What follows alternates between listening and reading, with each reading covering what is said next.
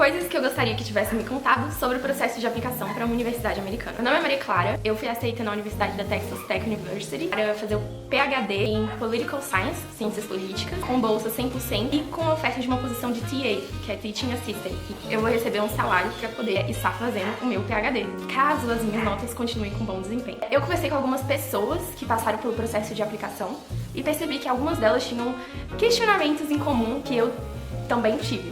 E aqui vai o primeiro dele. Antes de você fechar algum curso ou mentoria, procure pelas universidades que você gostaria de aplicar, universidades que você gostaria de estudar, e se informe pelo site delas qual que é o processo de aplicação da universidade, para que você tenha noção do que você vai precisar fazer para poder ser aceito naquela universidade. Então procure eventos gratuitos do departamento que você quer aplicar, procure informações no TikTok, YouTube e outras redes sociais, como Instagram, sobre como funciona aquela universidade, qual a opinião das pessoas sobre estudar naquela universidade. E analise bem também se aquele curso que você vai fazer é um curso ou uma mentoria para o seu processo de aplicação. Por quê? Quando você tem um curso, você vai ter aulas que vão te ensinar como funciona o processo de aplicação. Se você tem uma mentoria, você vai ter uma pessoa te acompanhando pelo processo de aplicação. Então, antes de fechar qualquer tipo de pacote, de qualquer pessoa que forneça na internet esse tipo de serviço, se certifique o que vai ser de fato oferecido para você. Se possível, também converse com outras pessoas que já passaram por esse processo e como elas fizeram. Porque você precisa ter suas expectativas bem alinhadas para que você não se frustre no meio do caminho e para que você também não pague valores exorbitantes por um serviço que não condiz com o que está sendo prestado ou sendo informado. O segundo ponto que eu queria trazer seria a respeito das provas de proeficiência. Eu senti na minha experiência que essas provas de proeficiência, como o TOEFL, elas requerem mais que você tenha um treino da sua atenção do que propriamente um conhecimento muito bom de inglês. Espera que eu não tô falando que você não precisa saber inglês, você precisa sim. No meu caso, eu tinha um conhecimento intermediário para avançado de inglês, mas eu percebi que ao fazer os exercícios e as questões, o que mais me diferenciava na minha pontuação não era saber o significado de uma palavra específica, mas sim ter atenção com aquilo que eu estava lendo, com aquilo que eu estava ouvindo. Isso é o maior desafio. Então, uma coisa que eu fiz foi realmente fazer um jejum de dopamina, cortar as minhas redes sociais pelo meu período de preparação. E isso me ajudou muito a melhorar os meus resultados. Quando eu estava fazendo os simulados, minha nota melhorou bastante, até que eu consegui atingir a nota de 98 pontos, que é uma nota boa. O terceiro ponto que eu queria trazer aqui é que uma aplicação bem feita, ela leva tempo. Isso significa que é mais difícil você conseguir ser aprovado em pouco tempo. Isso são algumas exceções. Se você quiser universidades que são de fato boas, universidades que são mais renomadas, você precisa de mais tempo para se preparar. Isso significa que você precisa de notas maiores nas provas de proeficiência, notas maiores nas provas de preparação como GRE, e também um tempo melhor para que você possa revisar e preparar os seus documentos. Porque nesse caso você vai precisar de uma Statement of Purpose forte, você vai precisar da sua carta de recomendação forte, você vai precisar de documentos traduzidos, você vai precisar entender o que realmente aquela universidade que você quer está procurando como pesquisador e tentar se aproximar o máximo possível do que aquela universidade deseja para que eles possam te contratar e que você seja um candidato interessante para ele. As provas, elas requerem tempo de preparação também. É muito difícil você se dedicar em pouco tempo e conseguir um resultado bom, principalmente se for, por exemplo, uma prova de lógica, como é o GRE. Eu me dediquei por 3 semanas, full time, para poder estudar para essa prova e eu não tirei uma nota boa. O quarto ponto que eu queria trazer aqui e que se relaciona muito com esse que eu acabei de falar é: a sua aprovação, ela vem com seu encaixe com a linha de pesquisa da universidade. Então não adianta sair aplicando aleatoriamente para diversas universidades para tentar ser aceito em uma.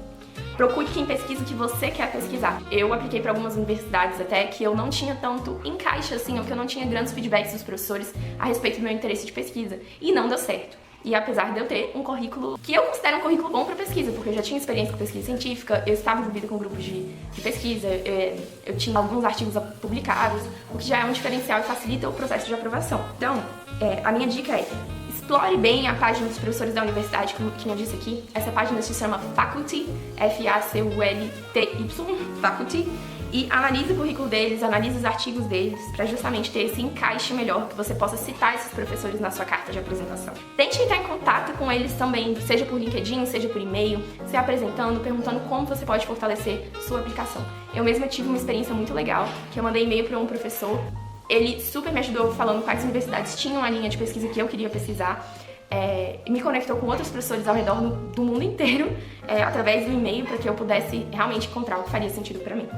O meu quinto ponto é, mesmo que você tenha uma bolsa de estudos e que você trabalhe como dentro da universidade, seja como Teaching Assistant ou Research Assistant, né, que é você ser assistente de professor ou ser assistente de pesquisa, é preciso ter uma boa reserva financeira para os primeiros meses. Então aqui agora eu vou entrar nessa parte de finanças, porque pra gente, no meu processo de aplicação do meu marido, foi um certo susto.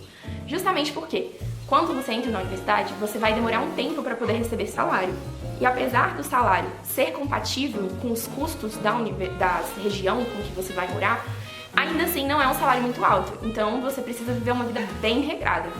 Sem contar que durante esse processo de mudança você vai ter diversos custos com as passagens, custos com mobília, dependendo do tipo de apartamento que você vai alugar, o aluguel do primeiro mês, todos esses pontos. Então você precisa fazer um cálculo bem assim folgado de reserva de emergência e reserva financeira para que você não passe nenhum perrengue, nenhum susto durante os seus primeiros meses, né? Outro ponto também é que vários lugares nos Estados Unidos eles pedem um depósito para que você possa se mudar.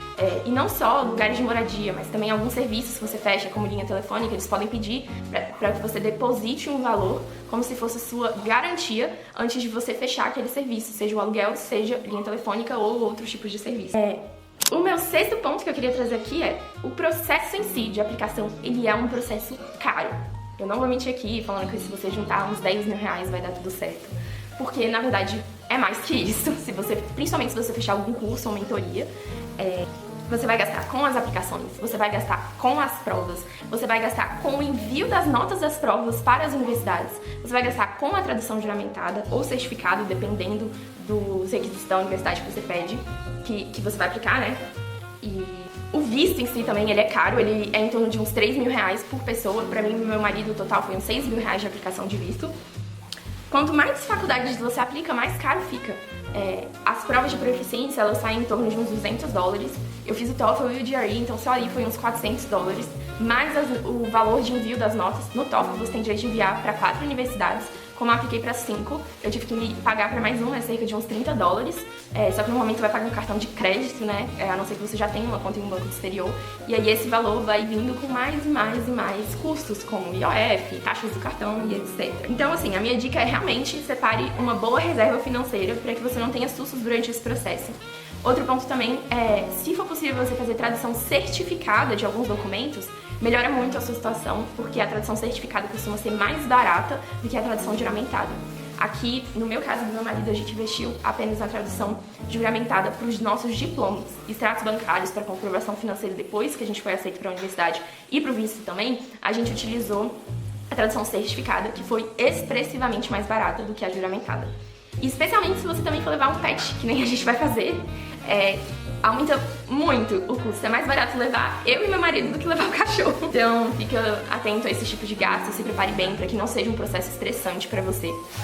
E por fim, o que eu queria trazer é cuide da sua saúde mental. É um processo que gera um pouco de ansiedade porque ele é demorado.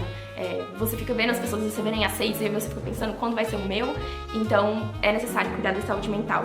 E eu queria trazer uma mensagem aqui sobre isso que realmente me ajudou muito a me ancorar e ter um pouco mais de paz durante esse processo, que é o versículo de Jeremias 29:11, que diz: porque eu sou quem conhece os planos que tenho para vocês, diz o Senhor. Planos de fazê-los prosperar e não lhes causar dano. Planos de dar-lhes esperança e um futuro. A mensagem que eu queria trazer aqui é: confie em Deus, que Ele tem o melhor pra você. Seja você ir pra fora, seja você não ir pra fora, seja você ser aceito no primeiro ano de aplicação, no primeiro round de aplicação, seja você ser aceito depois.